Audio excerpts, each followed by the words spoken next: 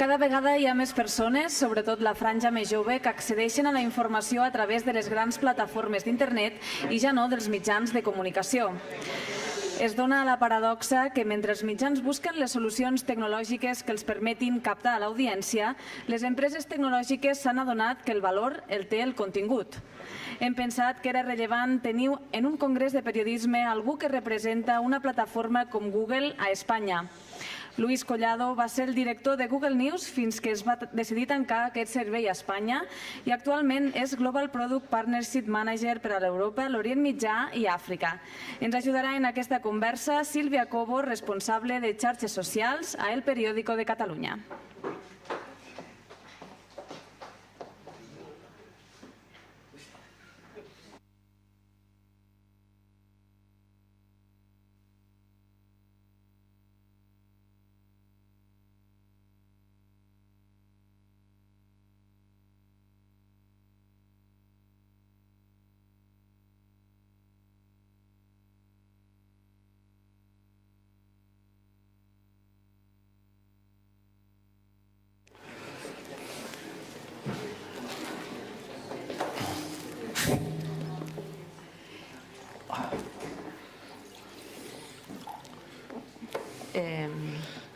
Bona tarda.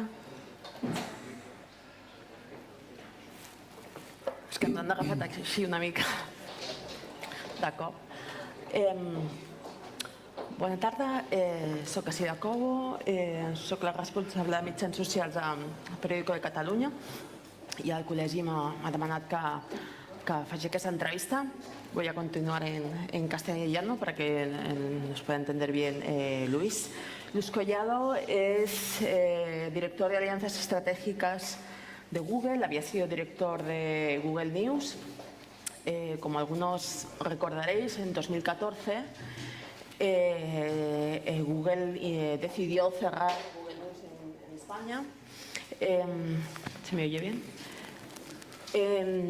La relación de Google con los editores pasó por unos años pues con muchos roces en general en Europa, porque los editores reclamaban que si Google utilizaba una parte pequeña de su contenido que se visualizaba en concreto en Google News, pero también se ve un poco, también se veía en las búsquedas.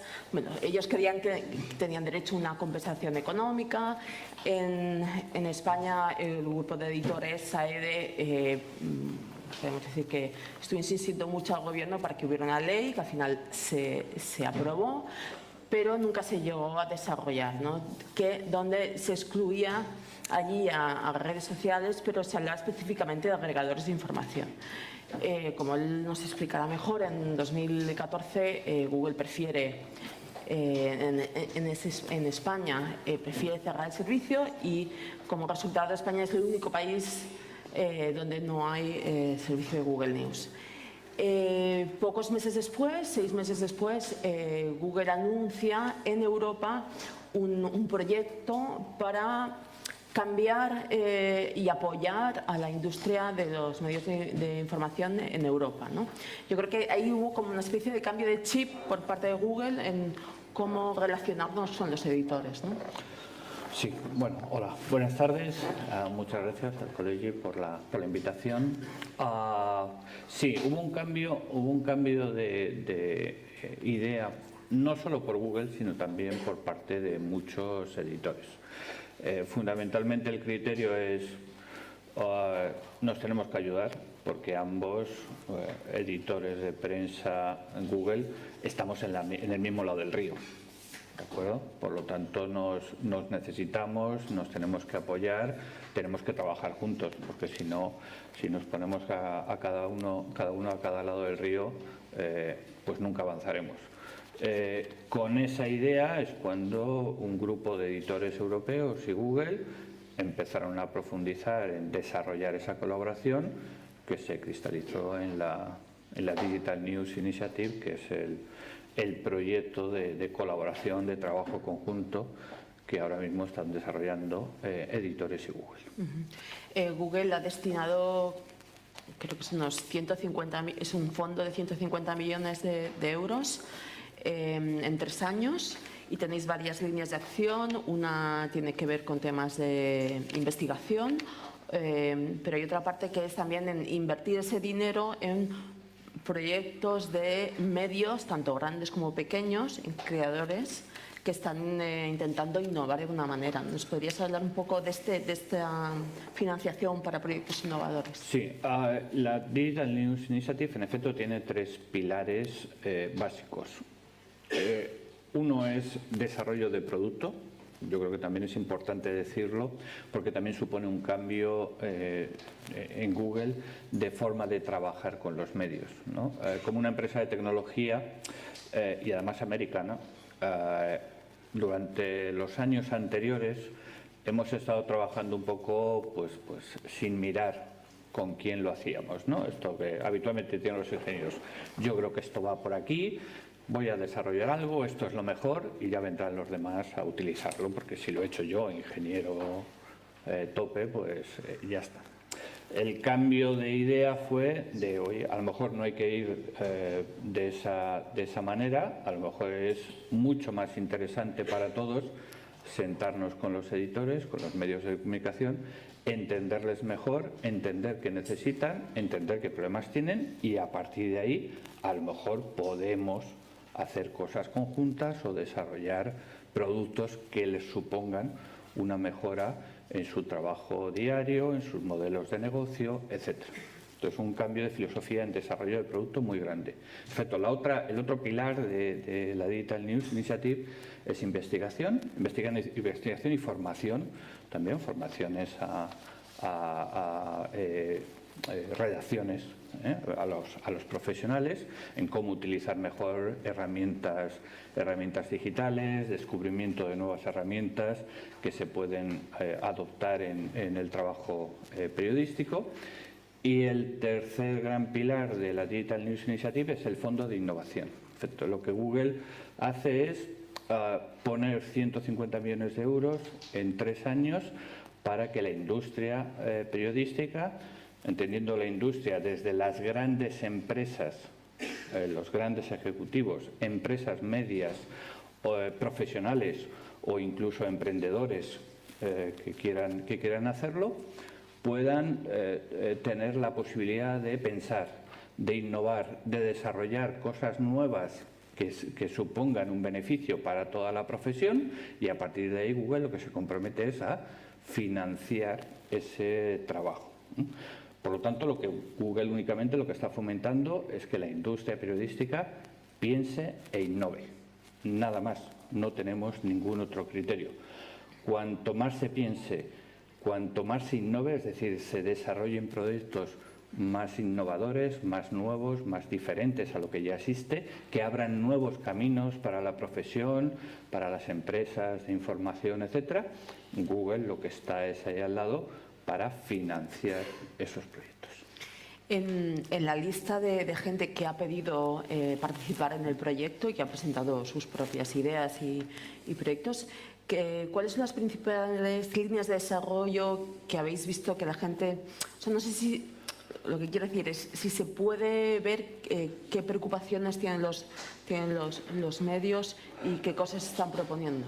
Sí, bueno, hay mucha diversidad, pero digamos que yo lo resumiría en 3 grandes líneas diferentes. Primero, se están presentando proyectos que lo que buscan son nuevas formas de contar historias, nuevas narrativas. ¿De acuerdo? Todos sabemos que no solo ya en el mundo digital, sino sobre todo donde ahora se consume información, sea prensa, sea radio, sea televisión, es a través de estos aparatos. ¿De acuerdo? Estos aparatos suponen un cambio radical en cómo se cuentan las historias, cómo se han de contar las historias, cómo se ha de enganchar a los lectores, a los oyentes, a los espectadores a través de estos dispositivos. Bueno, pues hay muchos proyectos que están orientados a cómo contar de forma diferente historias, cómo desarrollar nuevas narrativas.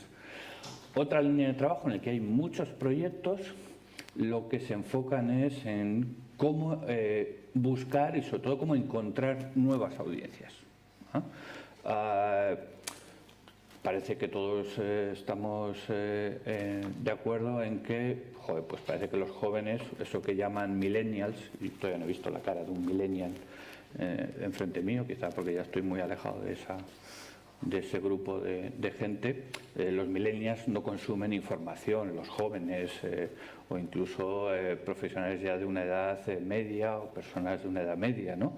Entonces sí hay muchos medios que están buscando el cómo llegar a esos grupos de población que parece que consumen mucho menos información, cómo generar nuevas audiencias, cómo enganchar, cómo vincular a esas nuevas audiencias con la información que las empresas o que los profesionales generáis. Y la tercera línea de trabajo, en la cual hay unos cuantos proyectos también, pues es la que todos pensamos. Dinero, dinero, dinero. Dicho en bonito, nuevos modelos de negocio, cómo monetizar la información, cómo hacer el mundo de la información sostenible económicamente para que tenga un futuro. Y ahí también pues hay muchas empresas, muchos profesionales incluso, que están empezando a pensar cómo la información puede, en un futuro cercano, ser sostenible, ya digo, en el medio digital y sobre todo a través de estos aparatos. Y en esos proyectos que están buscando medios de nuevas formas de obtener ingresos, hay esperanzas, o hay cosas realmente innovadoras que estamos siendo... Es que si no tuviéramos esperanza, no sé qué hacemos aquí. Claro, claro que hay esperanza, por supuesto. Hay esperanza, hay futuro, hay realidad. Lo que ocurre es que yo diría algo quizá muy básico. Lo que tenemos que quitarnos de la cabeza es la comparación de lo actual o incluso de lo futuro con lo anterior. Es decir, cualquier fórmula de financiación, cualquier modelo de negocio que pueda estar funcionando ahora o que vaya a funcionar en el futuro, si lo comparamos con el pasado, mal vamos, porque no es comparable. Claro, yo cuando hablo con algunos editores, pues claro, hay que decirles, oye, es que no gano dinero con mi información en el mundo digital. Claro, no ganas dinero porque tienes una estructura de 1.500 personas para producir algo que es que no da para sostener una estructura de 1.500 personas. Cuando tienes enfrente una competencia con pequeños medios digitales que hacen un trabajo de calidad excelente e incluso con profesionales, con individuos, que ellos ya son su propia marca, el propio medio de comunicación es el profesional, que hacen su trabajo y que encima ganan dinero o por lo menos no lo pierden. Entonces, claro, si quitamos esa comparación con lo pasado, que nunca será buena, por supuesto que hay futuro y hay realidades que están empezando a funcionar muy bien. Hace 12 años yo hacía un máster aquí en Barcelona sobre temas de comunicación, internet, tal, y recuerdo una sesión con un profesor y tal, y que le preguntábamos que en aquel momento, hace 10 años, 12 años, parecía que Google era invencible, ¿no? Entonces le preguntamos algo así como, pero Google, ¿qué pasará, no? Y él le dijo, bueno, algún día Google dejará de ser tan poderoso, tan de esto, ¿no? Y cuando vemos ahora, y parte del nombre de esta jornada tiene que ver con Facebook y con las noticias distribuidas, ¿no? Allí hay un artículo de Emily Bell, que es una periodista inglesa que ahora está en Estados Unidos, muy influyente. Escribió un artículo que os debe sonar, que debe ser el del periodismo postindustrial. Ella escribió un artículo hace unas semanas que se llama Facebook is eating the world, Facebook se está comiendo el mundo, ¿no? Entonces ella empezaba ese artículo diciendo que está pasando algo en nuestro landscape, nuestro entorno y que no es muy importante en los medios y en la esfera pública, ¿no? Que tenía que ver también no solo con el periodismo sino con la democracia, y que no nos estábamos dando cuenta y que no estaba habiendo una discusión pública sobre eso, ¿no?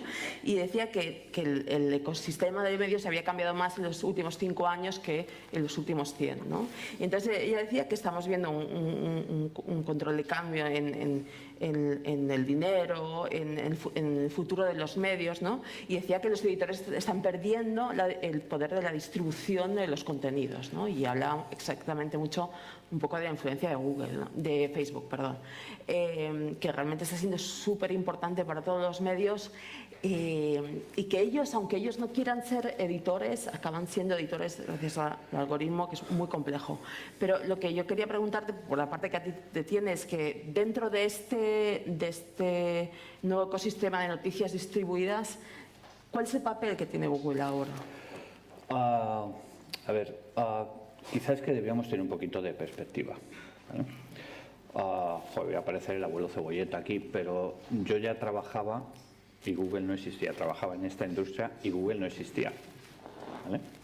Y he vivido, por lo tanto, la aparición de Google como ha podido... La aparición de Internet primero. Y empecé a vivir antes que existiera Google la puesta en Internet de ediciones de prensa distribuyendo los contenidos de forma gratuita a todo el mundo que lo quisiera. Luego viene Google, ahora están las redes sociales, etcétera. Es el proceso lógico de la sociedad. Sí, hay una evolución de todo. Por lo tanto, primero, ninguna evolución o revolución, como quiera llamarlo cualquiera, nos debería asustar, porque a lo largo de la historia ha ocurrido siempre. ¿De acuerdo? Ya digo, yo he vivido sin Google. Esas cosas que algunos que sois jóvenes no, es impensable para vosotros, ¿no? Ahora estamos viviendo una nueva evolución, otra revolución, que es esto. Sí, como os decía, yo llevo aquí mi periódico, mis periódicos, yo llevo aquí mis televisiones, mis programas, yo llevo aquí mis radios, ¿de acuerdo? Claro, eso hay un cambio que no solo es Internet, es que ya es el consumo de información en un aparato que está con nosotros las 24 horas del día. No hemos tenido ningún medio de información que estuviera con el lector, con el oyente, con el espectador 24 horas del día. Y ahora lo tenemos en nuestras manos. Es que nos vamos a dormir a la cama y nos llevamos el móvil y lo metemos debajo de la almohada por si acaso se escapa por la noche y nos quedamos sin teléfono. ¿Y qué va a ser de nosotros, por Dios? ¿De acuerdo? Eso no es Google, eso es mucho más que Google. Google es una empresa que se tiene que adaptar a eso, pero es que hay mucha más gente que se tiene que adaptar. Fundamentalmente a una cosa, y es que ¿quién tiene el control de esto? El dueño del aparato.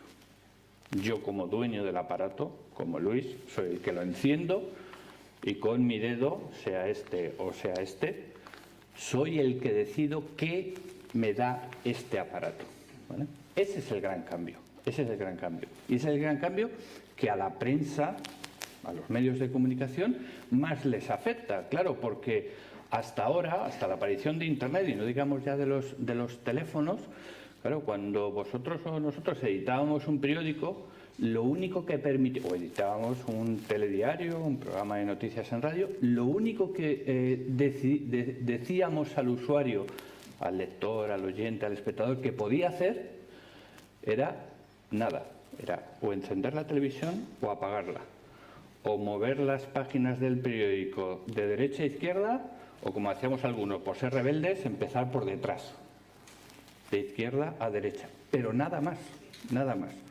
La aparición de Internet, el dar estos aparatos, estos medios a todo consumidor de información es lo que está cambiando. Y todos nos estamos adaptando. Google, pues claro que se está adaptando. Hay algo muy importante que ocurre cuando estamos utilizando nuestros teléfonos. ¿Qué hacíamos en Internet, en desktop? La gente lo que hacía era navegar, ¿no? Eso que hemos hecho siempre en Internet. Empezar por un buscador, el que sea, ¿vale? Y a partir de ahí, pues buscar y empezar a moverte por páginas. Sin embargo, en los teléfonos la gente ya incluso actúa de forma diferente, actuamos todos de forma diferente. En los teléfonos la gente no navega como hacen con un ordenador. Teléfono, pues como sabemos, ¿no? Vamos a nuestro teléfono y yo tengo pues las aplicaciones, los sitios que yo he decidido tener y ya voy directamente a lo que me interesa. No navego, no voy buscando, etcétera. Para un buscador como Google eso ha sido un cambio absolutamente radical. ¿vale? Esa es la gran fuerza, por ejemplo, de las redes sociales, que empiezan a ser casi la puerta de entrada a todo el mundo digital, porque solo es dar al botoncito de mi red social preferida. Bueno, pues Google se está adaptando y Google empezó a desarrollar el sistema Android y tiene una serie de productos, de servicios, pues que se adaptan a esa realidad de cómo los usuarios, cómo los consumidores de información interactúan pues con el nuevo dispositivo que tenemos todos en la mano.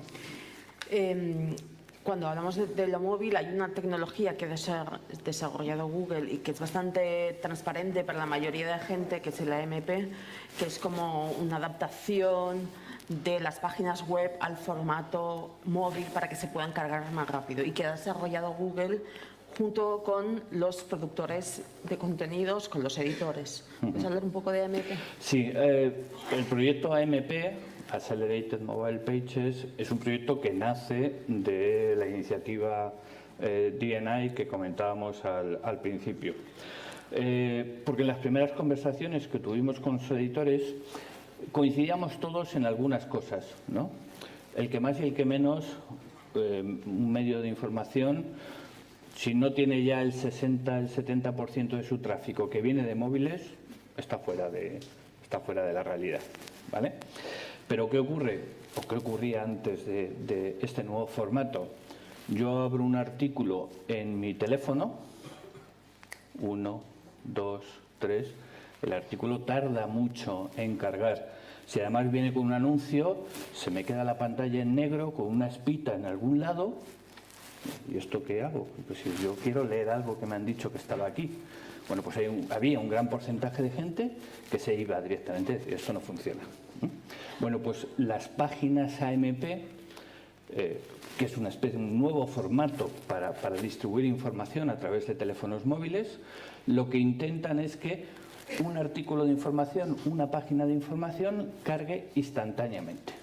Es decir, si alguien quiere leer un artículo, hace clic en el enlace y en menos de un segundo, en 0,7 segundos de media, ese artículo se carga. La publicidad asociada, fotografías, vídeos, etcétera, cargan con la misma rapidez. ¿Qué se está consiguiendo con ese nuevo formato? Es que el consumo de información a través de teléfonos móviles empiece de nuevo a crecer, porque no hay un porcentaje de rebote de gente que abandona la lectura de artículos sencillamente porque se tarda mucho en cargar. Y ya sabemos cómo somos de impacientes todos, ¿no? Que si algo tarda un poquito, 3, 4 segundos, largo y a otro sitio, ¿vale? Entonces estamos, gracias a este formato, que ya digo, mucha más gente consuma más información a través de los móviles.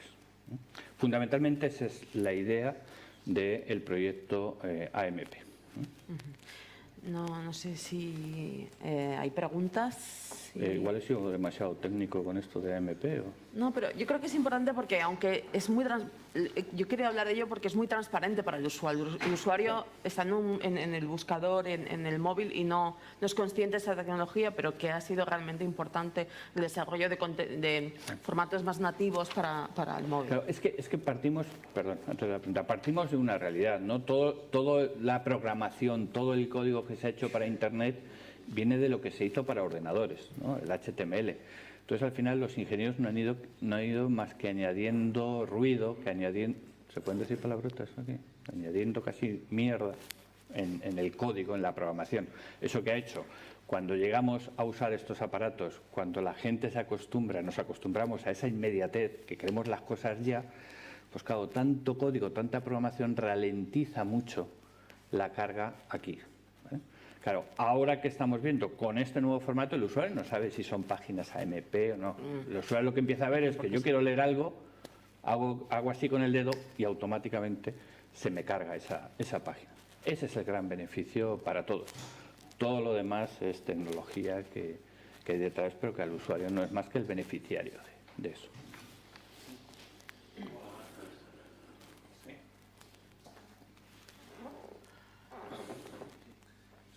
Hola, buenas tardes, muchas gracias. En el 92, en el segundo congreso de periodistas, donde aprobamos el primer código, se presentó ya un grupo de periodistas digitales, recuerdo, y recuerdo que había una ponencia en la que se explicaba que el periódico tal y como lo entendíamos desaparecería y empezaríamos a hablar del periódico a la carta, donde tú te cogerías la sección de internacional de un diario, la de política de otro, los deportes de aquel diario que me gusta tanto, un poquito lo que nos explicaban, ¿no?, antes de por periodistas o por secciones, y te configurarías tu diario a la carta. Google eso lo destrozó, porque no sé, yo no he llegado a ver materializado, ¿no?, el proyecto ese del diario a la carta o estandarizado, ¿no?, que la gente... No, era Google Reader.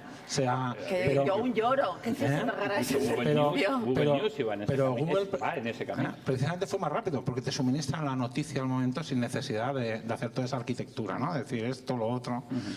Facebook ahora va un poquito más allá y ya no llegas tú por la sección que tú tenías, sino que es la noticia la que te viene a buscar a ti en redes y tú vas a parar a medios.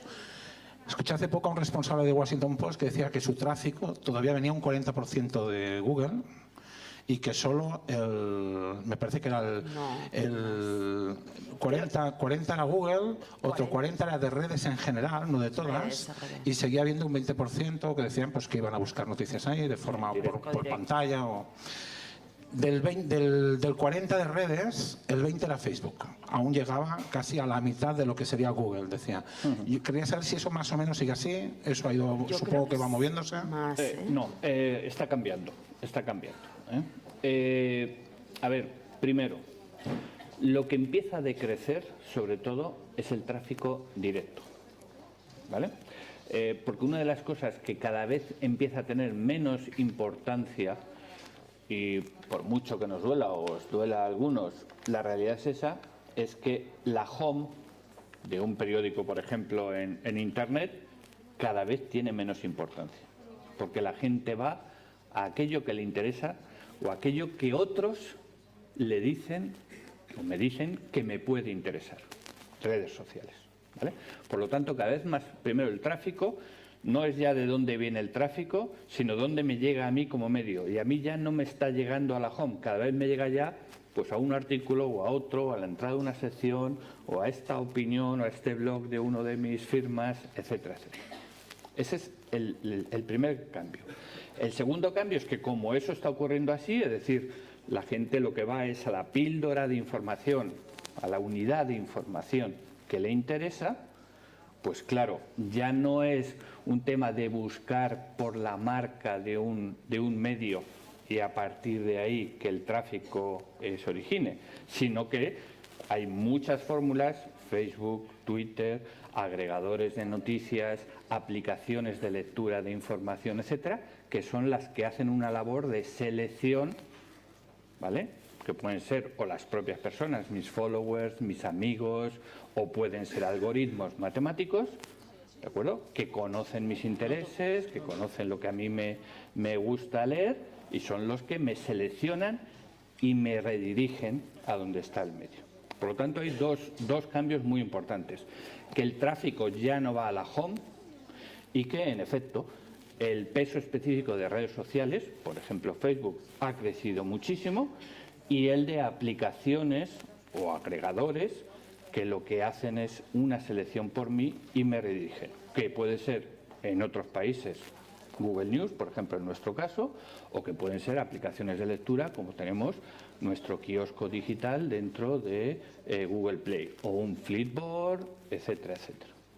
¿Vale? Entonces, está cambiando ese entorno por ambos dos lados. Pero a veces es más el momento del día, porque es verdad que la gente entra por redes sociales, pero aún hay mucha gente que va buscando una marca. Lo que pasa es que cuando más grande es esa empresa, más conocida, porque aún la gente se fía de ciertas marcas para ir a buscar información. Sí, pero a ver, una cosa es que te fíes de unas marcas, porque hay unas marcas que te garantizan un cierto nivel de calidad, de prestigio, etcétera. Y otra cosa es que la gente busque la marca.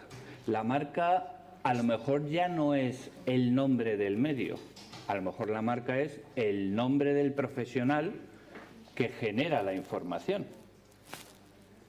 Y eso, claro, a un empresario pues igual le fastidia, digo, ¿no?, más suave. Le fastidia un poco, pero a lo mejor al profesional le gusta. ¿Y qué ha ocurrido mucho? Pues hay muchos profesionales que tenéis vuestro propio blog que a lo mejor hasta tenéis más tráfico en vuestro blog personal que a través de la firma que hacéis para un medio con una marca que antes era muy potente. Por lo tanto, el branding, la marca, también está cambiando. Otra cosa es que cuando tú llegas a un agregador, Google News, Flipboard, etcétera, el que si tienes diferentes opciones, pues lógicamente para leer una pieza de información, pues una marca a lo mejor te genera mayor confianza que otra. Pero eso no significa que la puerta de entrada sea la marca. Es totalmente diferente. Pero yo creo que hay diferentes momentos y situaciones del día, como hay muchos tipos de usuarios. Claro. Entonces, yo un día por la mañana puedo entrar directamente a mi marca de referencia y el resto del día soy súper infiel y voy picoteando de aquí para allá. Sí, nuestros estudios también están cambiando. Nos dicen que está cambiando eso. Es que también han cambiado mucho el comportamiento de la gente. Claro, cuando yo compraba mi periódico en papel, yo iba todas las mañanas a las 8 de la mañana a mi kiosco y pedía mi cabecera de referencia. Era la mía, ¿vale? Yo ahora cuando llego a la oficina, bueno, no cuando llego a la oficina, casi es lo primero que hago al levantarme, al despertarme, pues eso, como tengo el móvil debajo de la almohada, pues lo primero que hago es ni siquiera buscar. Es que he podido tener ya notificaciones push de ciertos medios que ya me dicen casi lo que tengo que leer primero, ¿de acuerdo? Pero lo que yo hago, porque ya digo, yo es que tengo este dedito y tengo la opción, es que ya no leo solo mi cabecera de referencia. Es que puedo estar leyendo la misma información, pues a ver cómo lo dice este, a ver cómo lo dice este, a ver cómo lo dice este, a ver cómo lo dice este otro. Porque es solo hacer así. Eso en el mundo analógico era impensable. Por lo tanto, eso de tener cabeceras de referencia es un concepto que se está quedando un poquito antiguo. No estoy del todo de acuerdo, pero bueno. No, porque es verdad que leemos muchas más cosas, pero es que... Yo sé que esto es duro para ciertas, sobre todo empresarios o altos ejecutivos, pero la realidad es la realidad. A ver, tampoco hay realidades absolutas, ¿eh? O sea, estamos un momento estirando la realidad también para definir tendencias, ¿eh? Y una última pregunta. Bueno. Había una... ¿Este señor quería preguntar? Es que no nos han quitado los micrófonos. Ya oímos, sí. Bueno. Bueno, pues lo vamos a dejar aquí. Pero vosotros no estás de acuerdo. No. Yo no estoy de acuerdo con lo que ¿Yo? Yo estaba esta mañana en la vigilia del antropológico, me sacan un rato para llegar, me llevo aquí ya, pero no estoy de acuerdo por una razón. En Estados Unidos ha habido una campaña electoral muy importante y casualmente la semana pasada, o sea, las elecciones fueron el martes, la semana pasada, hablé con un periodista de Estados Unidos que trabaja en la edición digital de un periódico de Estados Unidos. Y él me decía justamente lo contrario de lo que tú acabas de decir, y es el seguimiento de la campaña electoral a través de los medios escritos y de televisión se ha hecho mayoritariamente a través de los medios clásicos convencionales. Otra cosa es el formato, puede ser que uno lo vea en papel y otro lo lea en la web y otro lo vea lo tenga guardado en la memoria de su ordenador porque ha grabado un programa informativo de televisión por la noche. Pero salvo en el caso de Político, que es una web especializada en información política muy buena y muy solvente, lo que dijo este periodista, yo no tengo más información de lo que él me dio, es que, como decía Silvia, las cabeceras de referencia han seguido siendo cabeceras de referencia durante la campaña electoral y el picoteo de otras cosas ha tenido una influencia minoritaria en la formación de la opinión pública durante la campaña. Déjame explicarme, igual me he explicado mal. Cuando digo una cabecera de referencia, es tener mi cabecera de referencia. O sea, yo lo que hago ahora es, a ver, yo no estoy picoteando entre lo que son medios de información y el Pepe Pérez del Heraldo del Pepe Pérez de Argamasía de Alba que me genera información. O sea, yo lo que hago es que cuando yo me levanto, antes iba y compraba mi cabecera de referencia, ¿no? Y yo ahora cuando voy a escuchar información, voy a buscar información, yo lo que hago es, en mis primeros 5 o 10 minutos, entro en los 5 principales periódicos de este país. Que son mi referencia, siguen siendo medios de comunicación, pero yo no tengo uno, ya tengo 5, o incluso puede haber alguna cosa que además del País, ABC, El Mundo, La Vanguardia, El Periódico, pues lo voy a chequear en el New York Times a ver qué dice, porque era ahora con las noticias de estos últimos días. Que sigo sin salir de medios de comunicación, pero he pasado de tener una referencia a tener muchas, y seguramente con opiniones muy contrastadas. Eso es a lo que me refiero. Ho deixem aquí, ens n'estem dient. Gràcies, Lluís. A la pròxima.